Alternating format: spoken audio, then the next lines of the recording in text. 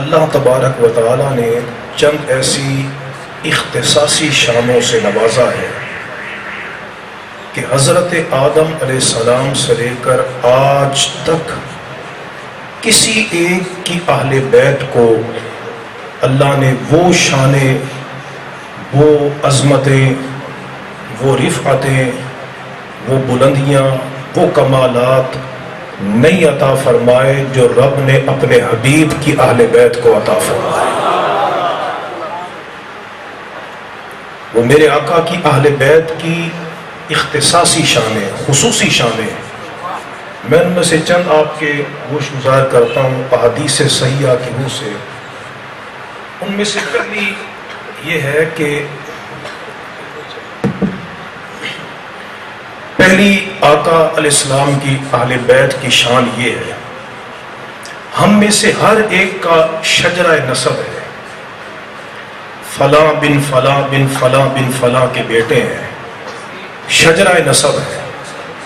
لیکن یاد رکھیے اس کائنات میں سب سے، یہ بصیرت اور تحقیق سے بات کر رہا ہوں، اس کائنات میں سب سے اعلیٰ، سب سے افضل، سب سے برتر اور سب سے اونچا شجرہ نسب مصطفیٰ جان رحمت کی اہل بیت کا نسب۔ کیا بات ہے، بہت خوب، بہت خوب، سبحان۔ ہم میں سے ہر ایک کا شجرہ نسب ہے، کہاں تک سیڑھیاں جاتی ہیں، لیکن یاد رکھو جو عظمت، جو شرافت، جو نجابت، جو عظمت اور پاکیزگی رب نے اپنے حبیب کی اہل بیت کے شجرہ نسب کو عطا فرمائی ہے، وہ کائنات میں کسی اور کو نہیں عطا فرمائی۔ اس پر دو حدیثیں سن لیں پھر انشاءاللہ آگے چلیں گے۔ حدیث کا حوالہ سن لیجئے، مسلم شریف میں حدیث ہے، صحیح مسلم کتاب الفضائل میں میرے آقا علیہ السلام فرماتے ہیں کہ ان اللہ اصطفیٰ من ولد اسماعیل کنانہ، فرمایا بے شک اللہ نے اسماعیل علیہ السلام کی اولاد میں سے کنانہ کو چن لیا۔ یہ یاد رکھیں، صفیٌ لغت میں اس حصے کو کہتے ہیں کہ بادشاہ جب مال غنیمت تقسیم کرنے لگے تو باقی سارا مال اوروں میں تقسیم کر لے، تو جو حصہ چن کر بادشاہ اپنے لیے رکھ لے اس کو صفی کہتے ہیں۔ میرے آقا فرماتے ہیں کہ اللہ نے اولاد اسماعیل سے کنانہ کو چن لیا، وَاصْطَفَى مِن کنانہ قریشن، پھر اللہ نے کنانہ میں سے قریش کو چن لیا، وَاصْطَفَى مِن قُرَيْشٍ بنی ہاشم، فرمایا پھر قریش میں سے بنی ہاشم کو چن لیا، اور فرمایا وَاصْطَفَانِي مِن بنی ہاشم، وہ جو رب پچھلے سلسلوں سے منتخب کرتا رہا، چنتا رہا، وہ کس لیے؟ فرمایا وَاصْطَفَانِي مِن بنی ہاشم، پھر رب نے بنی ہاشم میں سے میں محمد مصطفیٰ کو چن لیا۔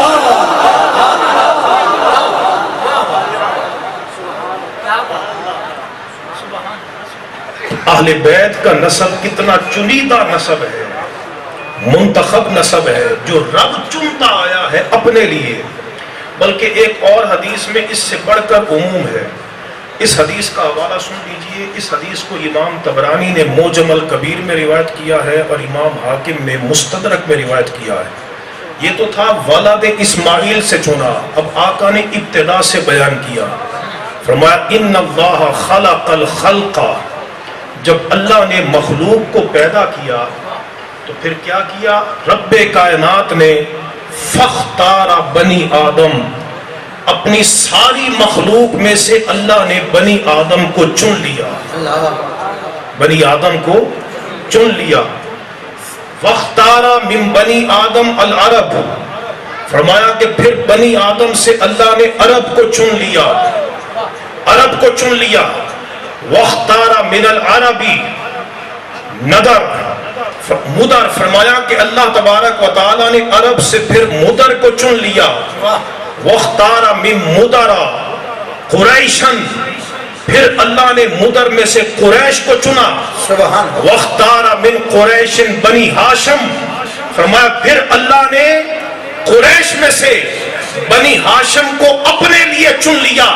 تو ابتدائے خلق سے لے کر بنی ہاشم تک یہ چننے کا سلسلہ کیوں تھا؟ اس لیے کہ فرمایا وَاسْتَفَانِي مِن بنی ہاشم، اللہ نے ابتدا سے لے کر انتہا تک یہ جو چننے کا سلسلہ اختیار کیا، اس لیے کہ رب مجھے بنی ہاشم سے چننا چاہتا ہے۔ کیا بات ہے، سلامت رہو، نعرہ تکبیر، ہاتھ اٹھائیے، ہاتھ اٹھا کر بولیے نعرہ تکبیر، نعرہ رسالت، جس کو یہ حدیث سن کر جس کا دل آقا کی محبت کا مدینہ بنا ہے، نعرہ رسالت، نعرہ تحقیق، نعرہ حیدری، علماء اہل سنت، علماء اہل سنت، علامہ عاطف رمضان سیالوی صاحب۔ تو اہل بیت کی پہلی خصوصیت جو میں نے آپ کو بیان کی ہے وہ یہ کہ شجرہ نسب کی جتنی طہارت، نجابت، پاکیزگی، علوف، رفعت، بلندی، افضلیت اور برتری رب نے اپنے حبیب کی اہل بیت کو عطا فرمائی ہے۔ آدم علیہ السلام سے لے کر قیامت تک رب نے کسی کے نسب کو اتنی پاکیزگی نہیں عطا فرمائی جو مصطفیٰ جان رحمت کی اہل بیت کو عطا فرمائی۔ سبحان سنیے دوسری خصوصیت، کیونکہ وقت بہت قلیل ہے، ہم نے انشاءاللہ 1:30 بجے نماز ادا کرنی ہے ظہر کی۔ دوسری خصوصیت کیا ہے؟ دوسری خصوصیت یہ ہے، یاد رکھیں کہ یہ جو زکوٰۃ ہے نا، زکوٰۃ کسی کی بھی آل ہو، کوئی غریب ہو، مستحق ہو، آپ اس کو زکوٰۃ دے سکتے ہیں، زکوٰۃ دے سکتے ہیں، صدقہ واجبہ دے سکتے ہیں، صدقہ فرض دے سکتے ہیں، لیکن یاد رکھیے اللہ تبارک و تعالیٰ نے اپنے محبوب کی اہل بیت پر زکوٰۃ کو حرام کر دیا ہے۔ یہ میرے آقا کی اہل بیت کی خصوصیت ہے۔ کیوں حرام کیا؟ صحیح بخاری کے اندر اس کی وجہ موجود ہے، کتاب الزکوٰۃ میں صدقے کی کھجوریں پڑی ہیں۔ امام حسن مجتبی رضی اللہ تعالی عنہ صدقے کی ایک کھجور اٹھا کر منہ میں ڈالنے لگے تو آقا نے فرمایا کخ کخ، فرمایا حسن اپنے منہ سے صدقے کی کھجور نکالو۔ کیوں؟ فرمایا انما ہی اوساخ الناس وانہا لا تحل لمحمد ولا لآل محمد، فرمایا حسن یہ صدقے کی کھجور اپنے منہ سے نکالو، کیونکہ زکوٰۃ لوگوں کی میل کچیل ہے، صدقہ لوگوں کی میل کچیل ہے، یہ ان کی آلائش ہے، اور اللہ نے مجھے بھی پاک بنایا ہے اور میری آل کو بھی پاک بنایا ہے۔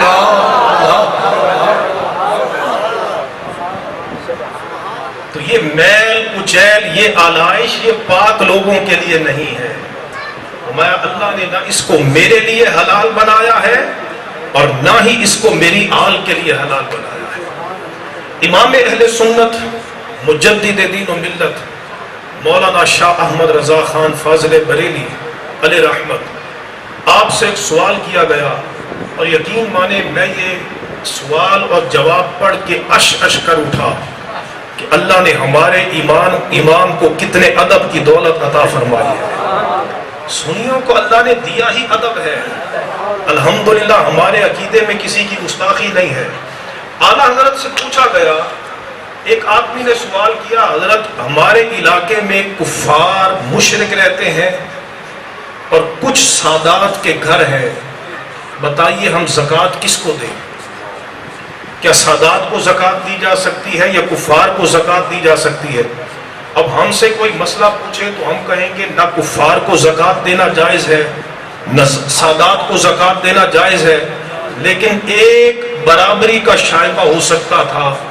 یہ جواب ادب کے خلاف تھا، تو میرے امام نے یہ جواب نہیں دیا کہ کفار اور سادات دونوں کو زکوٰۃ دینا جائز نہیں، بلکہ امام اہل سنت نے کیا جواب دیا؟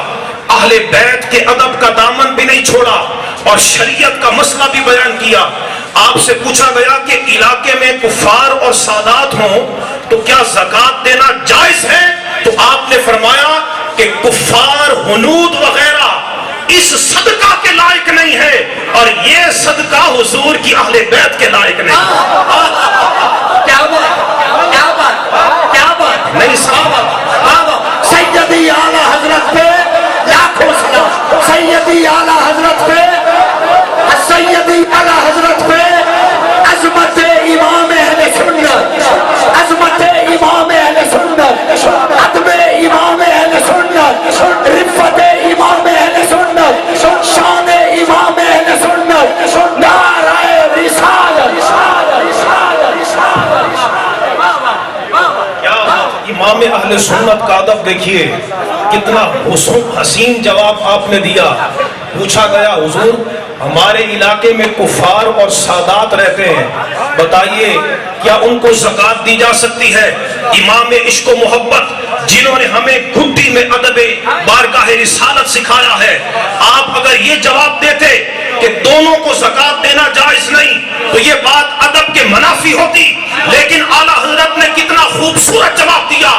آپ نے فرمایا کفار اس صدقے کے لائق نہیں ہے، اور یہ صدقہ حضور کی اہل بیت کے لائق نہیں ہے۔ کربلا کا شاہ حسین، کربلا کا شاہ حسین۔ اچھا یہاں پہ میں ضمناً گزارش کر دوں، اہل بیت کو زکوٰۃ تو نہیں دی جا سکتی، لیکن اگر کوئی مستحق ہو، غریب ہو، تو پھر کیا کرنا چاہیے؟ ہماری شریعت کہتی ہے کہ انہیں ہدیہ سمجھ۔ ہدیہ کا معنی یہ ہے بندہ اپنے آپ کو چھوٹا سمجھے، جس کو دے رہا ہے اس کو بڑا سمجھے، ہدیہ سمجھ کر حضور کی اہل بیت کی خدمت کرے۔ کیوں؟ امام طبرانی فرماتے ہیں کہ میرے آقا نے فرمایا جس نے میری اہل بیت پر کوئی احسان کیا تو قیامت کے دن اس کا بدلہ وہ نہیں دے گا بلکہ میں محمد مصطفیٰ اس کا بدلہ دوں گا۔ یہ حدیث سنا تھا۔ علامہ ابن جوزی وقت کے بہت بڑے محقق گزرے ہیں، انہوں نے اپنی کتاب کے اندر ایک واقعہ نقل کیا ہے۔ امام غزالی نے مکاشفۃ القلوب میں واقعہ نقل کیا، پوری توجہ کے ساتھ، بس میں زیادہ لمبا خطاب نہیں کروں گا۔ امام غزالی نے مکاشفۃ القلوب میں واقعہ نقل کیا ہے، علامہ نبہانی نے الشرف المعبد میں یہ واقعہ نقل کیا ہے۔ ایک بیوہ عورت ہے، سیدہ ہے، اس کے ساتھ 2 یتیم بچیاں ہیں۔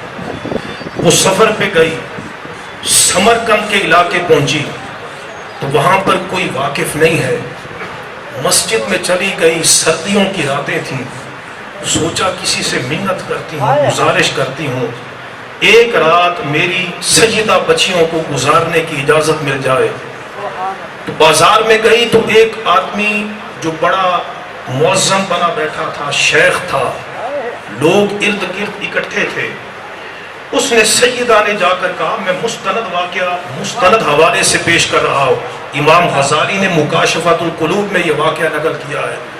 اس سیدہ نے اس شیخ سے کہا کہ میں سیدہ ہوں، حضور کی اہل بیت میں سے ہوں، ایک رات اگر گزارنے کی اجازت دے دو تو رب تمہارا بھلا کرے گا۔ تو وہ کہنے لگا کہ تم تو اجنبی عورت ہو، تمہارے پاس کیا دلیل ہے کہ تم سیدہ ہو؟ کوئی دلیل ہے؟ کوئی گواہی ہے؟ کہا میرے پاس تو کوئی گواہی نہیں۔ مایوس ہو کر چلی گئی۔ آگے گئی تو ایک اور مجمع ہے، وہاں ایک مجوسی بیٹھا ہے، اس مجوسی کو جا کر کہنے لگی کہ اگر ایک رات گزارنے کی اجازت دے دو، میری بچیاں مسجد میں سردی میں بیٹھی ہیں تو اللہ تمہارا بھلا کرے گا۔ اس نے سوچا مسافرہ ہے، کہا ٹھیک ہے کہ ایک رات میں گزارنے کی اجازت دیتا ہوں۔ وہ اپنے گھر لے گیا بڑے اکرام سے کہ مسافرہ ہے، اس نے ان کو کمرہ دیا، کھانا مہیا کیا، وہ بھی رات سو گئے، وہ شیخ بھی رات سو گیا، مجوسی بھی رات سو گیا۔ پڑھ کر دیکھیے امام نبہانی کو الشرف المعبد میں، اور علامہ امام غزالی کو پڑھیں مکاشفۃ القلوب میں، علامہ ابن جوزی کو پڑھیں۔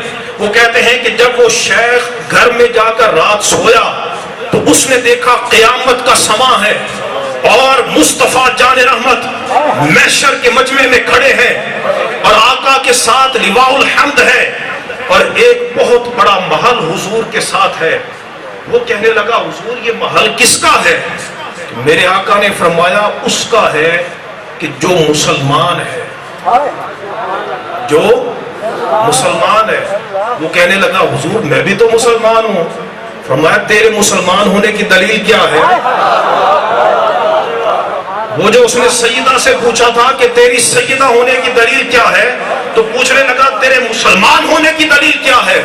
پاؤں تلے زمین نکل گئی کہ آقا مجھ سے ناراض ہو چکے ہیں. فرمایا نہیں یہ محل تجھے نہیں ملے گا. صبح اٹھ کر سیدہ کو تلاش کرنے لگا، مجوسی کے گھر میں پہنچا، کہا کہ میں تمہیں جتنی قیمت مانگتے ہو دینے کے لیے تیار ہوں، ان سادات کو میرے گھر میں رہنے کی اجازت دے دو. کہا کہ رات جس ذات نے تجھے اپنا دیدار عطا کیا ہے اسی ذات نے مجھے بھی کلمہ پڑھا کر حضور نے وہ محل مجھے عطا فرمایا. نعرہ تکبیر، بولیے بولیے نعرہ رسالت، نعرہ رسالت، شہدائے کربلا، عظمت اہل بیت، رفت اہل بیت، شان اہل بیت، نعرہ حیدر. غریب اہل بیت میں سے نا، حضور کی سعادات میں سے آقا نے فرمایا ہے جو میری اہل بیت پہ احسان کرے گا، فرمایا قیامت کے دن اس کا بدلہ میں خود اپنے ہاتھوں سے اسے عطا فرماؤں گا. تو یہ میرے آقا کی دوسری خصوصیت ہے، آقا کی اہل بیت کی، کہ زکوٰۃ دینا جائز نہیں. تیسری خصوصیت سنیے، قیامت کے دن سارے نسبی رشتے ختم ہو جائیں گے. قرآن فرماتا ہے فلا انساب بینہم، کوئی نسبی رشتہ باقی نہیں رہے گا. باپ بیٹے سے بھاگے گا، بیٹا باپ سے بھاگے گا، بھائی بھائی سے منہ پھیر لے گا. یوم یفر المرء من اخی و امہ و ابی و صاحبتہ و بنی، ماں اپنی بیٹی کو چھوڑ دے گی. فرمایا قیامت کے دن سارے رشتے منقطع ہو جائیں گے، لیکن حضور کی اہل بیت کا رشتہ اتنا مضبوط رشتہ ہے، آقا فرماتے ہیں کہ میری اہل بیت کا میرے ساتھ رشتہ قیامت کے دن بھی منقطع نہیں ہوگا. کل سبب و نسب ینقطع یوم القیامہ الا ما کان من سبب و نسب. میں اس کی تفصیل میں نہیں جاتا. چوتھی خصوصیت سنیے میرے آقا کی اہل بیت کی، اور اہل بیت میں سے جن افراد کے ذکر کے لیے ہم جمع ہیں، مولائے کائنات مولا علی شیر خدا، سیدہ کائنات سیدہ فاطمہ الزہرا، اور حضرات حسنین کریمین رضوان اللہ تعالی علیہ مجمعین. میں ایک بات پوری تحقیق سے کر رہا ہوں، جتنے بھی معظم شخصیات ہیں ان کی اہل بیت ہیں. یاد رکھیے کسی کی اہل بیت کی محبت ایمان کا جز نہیں ہے، ایمان کا جز نہیں ہے. کسی کی اہل بیت کی محبت ایمان کا لازمہ نہیں ہے، کسی کی اہل بیت کی محبت پر ایمان کا مدار نہیں ہے. لیکن آقا کی اہل بیت کی محبت وہ ہے کہ جب تک حضور کی اہل بیت سے محبت نہ ہو رب ایمان ہی قبول نہیں فرماتا. یہ بھی میرے آقا کی اہل بیت کی خصوصیت ہے. بڑھ کر دیکھیے آقا علیہ الصلوۃ والسلام ارشاد فرماتے ہیں سنن الترمذی میں، فرمایا احب اللہ لما یغزوکم من نعمہ، اللہ سے محبت کرو کیوں تمہیں اپنی نعمتیں کھلاتا پلاتا ہے. ثم احبونی، پھر مجھ سے محبت کرو لحب اللہ، کیوں کہ میں اللہ کا محبوب ہوں. محبت کا تقاضا یہ ہے کہ محبوب کا محبوب بھی محبوب ہوتا ہے. میں اللہ سے کا محبوب ہوں، تم اللہ سے محبت کرتے ہو، تو اللہ سے محبت کا تقاضا یہ ہے کہ تم مجھ سے بھی محبت کرو. پھر فرمایا ثم احبوا اہل بیتی لحبی ایاہم، فرمایا اگر مجھ سے سچی محبت کرتے ہو تو تم پر لازم تعلیم ہے کہ میری اہل بیت سے بھی محبت کرو، میرے علی سے محبت کرو، میری فاطمہ سے محبت کرو،